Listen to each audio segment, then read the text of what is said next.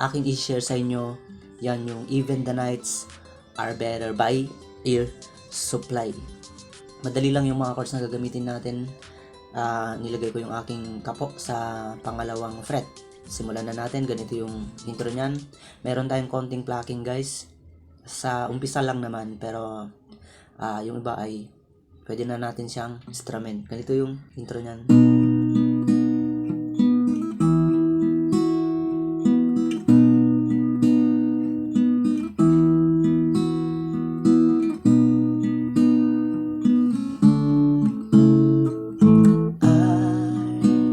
Ang unang chord dyan, mag-position kayo ng chord ng A. Then, ganito yung ating pagkalabit dyan. Sabay yung 5th at 2nd string. Then, 4, 3, 2. Okay, ganito siya. Sabay yung 5th at 2nd. Then, 4, 3, 2. Then, 4, 3, 2 ulit. Tapos, tutungo na tayo ng D minor. Pero yung D minor natin yan guys, parang D sus2 lang. Okay, para hindi kayo malito, ganito na lang yung position nyo. D minor, di ba? Nakaalis lang yan yung hintuturo. Yan. Open yung first string dyan. Kaya ko sinabing parang D sus2. Kasi D sus2, ganyan. Pero, ganito yung gamitin nating daliri.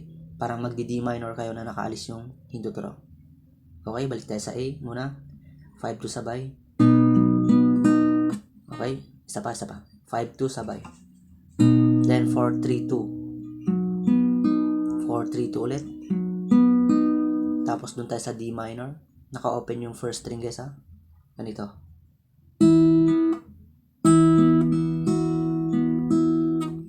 Okay. Dito naman sa part ng D minor ay sabay yung 4 at 2nd string.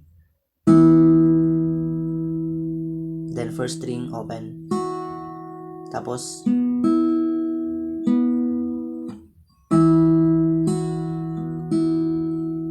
okay, sabay, ulitin natin. 4 at 2nd string sabay. Then first string.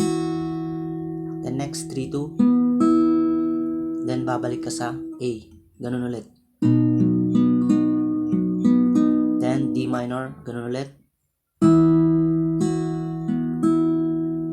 Then balik A. Tapos, diba nakita nyo yung close and open parenthesis yung C, G over B, at G. Ganito.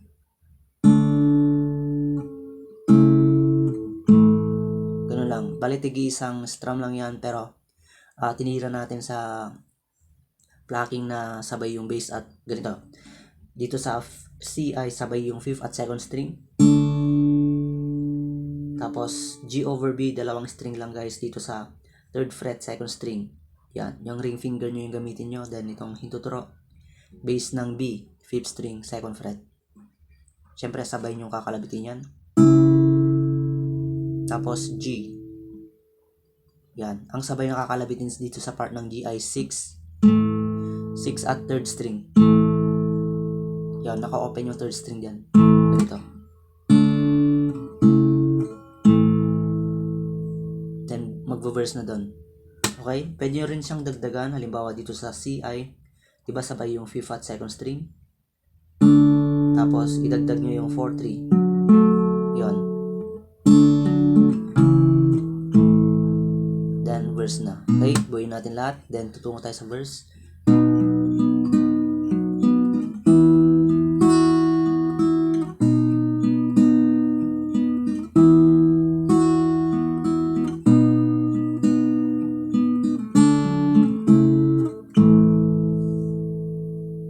Okay, ganito yung verse niya.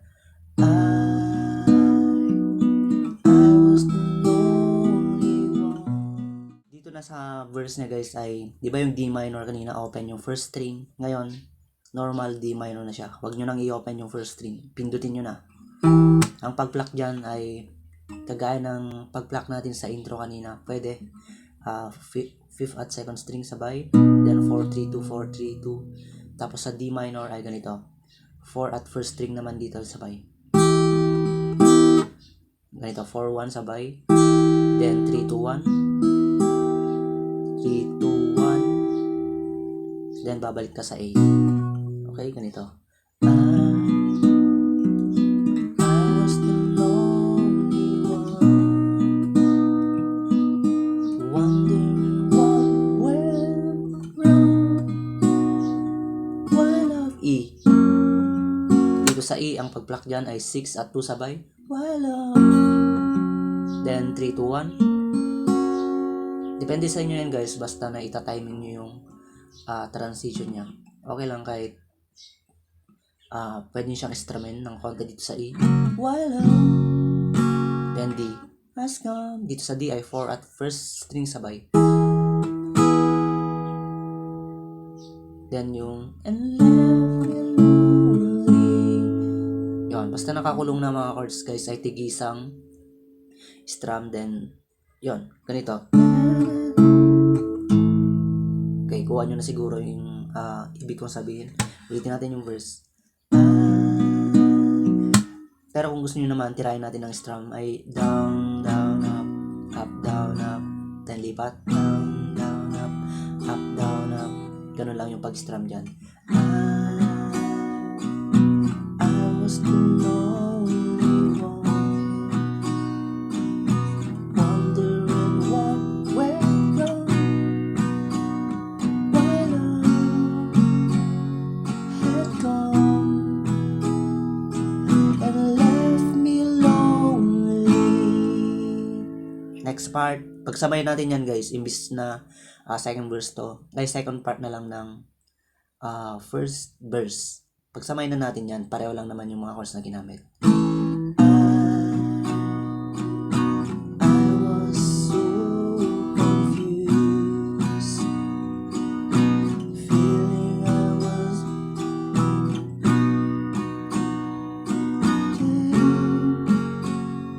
to me.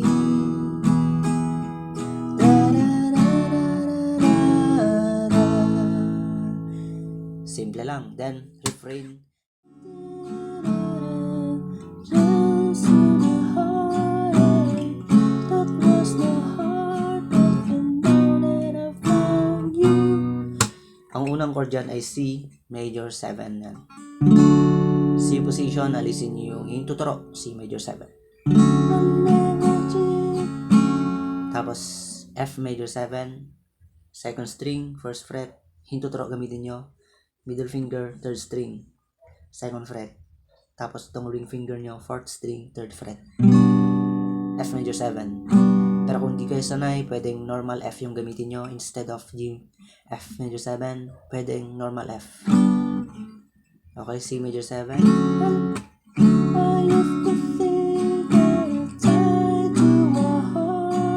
And E minor. That was the heart. Then nakakulong na chords A, G over B at A. Now that I found you. Simple lang. Okay, isa pa. I used to think that I'm tied to a heartache. That was the heartache, and now that I found you. Sorry. A, G over B at A. And now that I found you. Ganun lang yung refrain niya. Then next, parang bilis tayo, chorus. Okay, nasa screen naman guys, tignan nyo na lang kung paano ko siya tugtugin.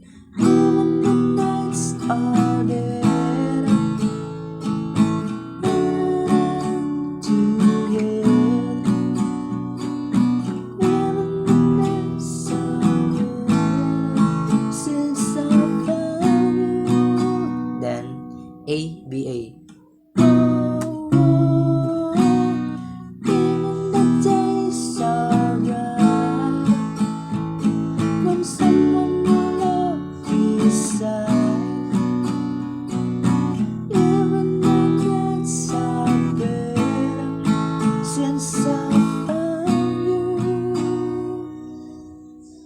Nagbabad sa A.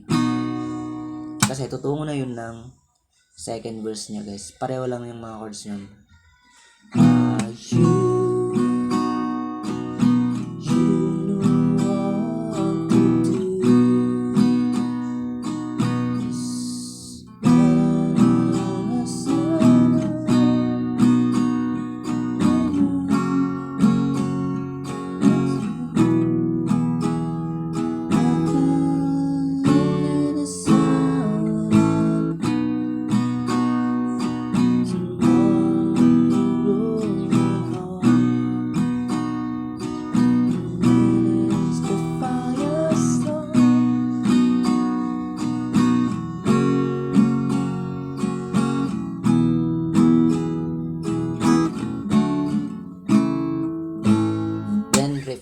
Ulitin nyo yung refrain 2.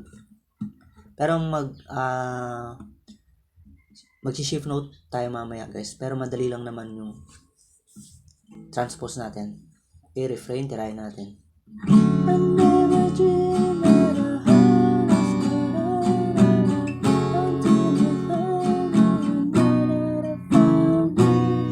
Chorus.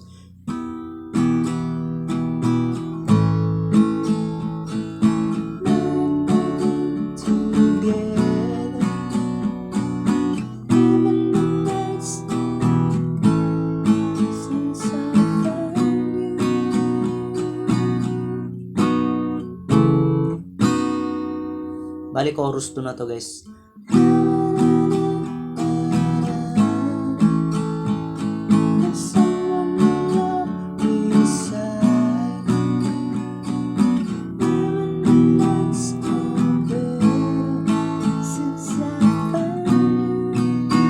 Yun, ang kaibahan lang ng chorus 1 at chorus 2 ay sa dulo meron ulit yan, nakakulong na chords A, G over B.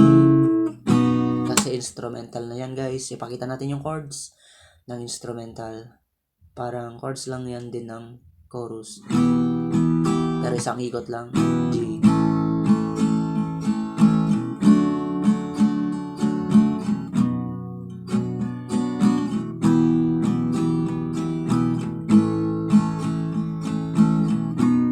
Yan.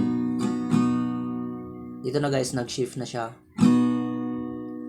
Na tumaas siya ng isang note sa kanyang refrain. Bale, tawagin natin itong refrain 3. Pangatlong refrain, di ba? Tumaas siya. Kaya ang chords na yan, ang mas mataas sa C major 7, di ba? Siyempre, D major 7. Ito, tatlong string. Tapos, G major 7. Okay, yung G major 7, yung ituturo ko na sa first string, guys. Second fret. Tapos itong ring finger ko nasa second string ng third fret. Then yung middle finger ko ay bass ng G. Kung hindi kayo ulit sanay dyan, ay pwedeng normal G yung gamitin nyo.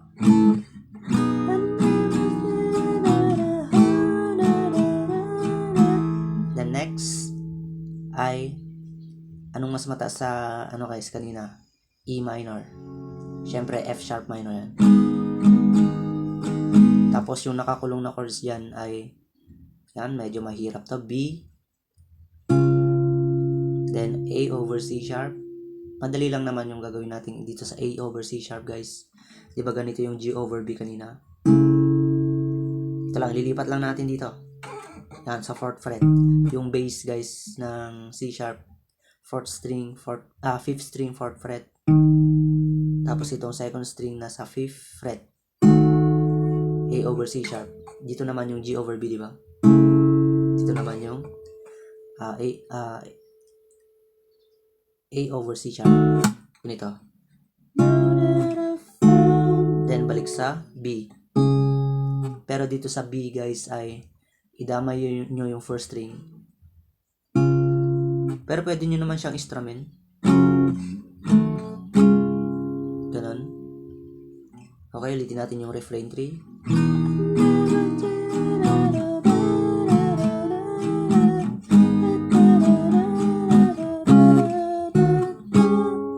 Ganun lang, then chorus 3 tayo.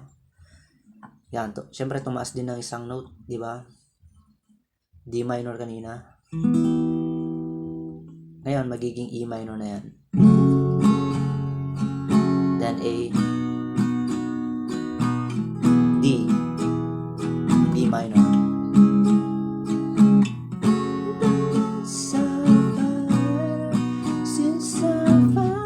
B,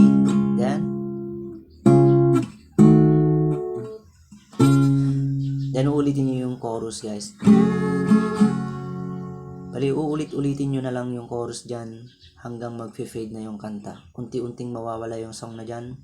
Kaya ituloy-tuloy nyo lang tugtugin yung chorus. Depende sa inyo kung kailan nyo gustong mag-fade yung song. Pero, i-fade natin. Diba? Yan, pwedeng ganun yung paglipat nyo sa part na yon. Dun sa last na B, diba? Yung chord na dyan, yung nakakulong ay B, then A over C sharp, tapos B. Yung huling B dyan ay pwedeng ito. I-bar nyo na lang itong mula 5th pababa. Yan. Ganito yung magiging diskarte dyan. Yan huling B. Ganun lang.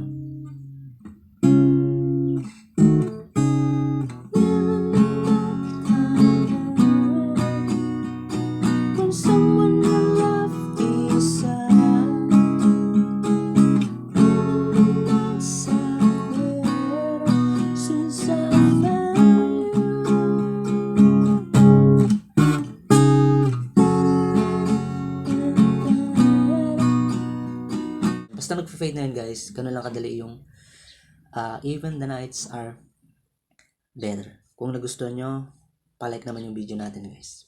At subscribe na rin. Salamat po. Bye-bye.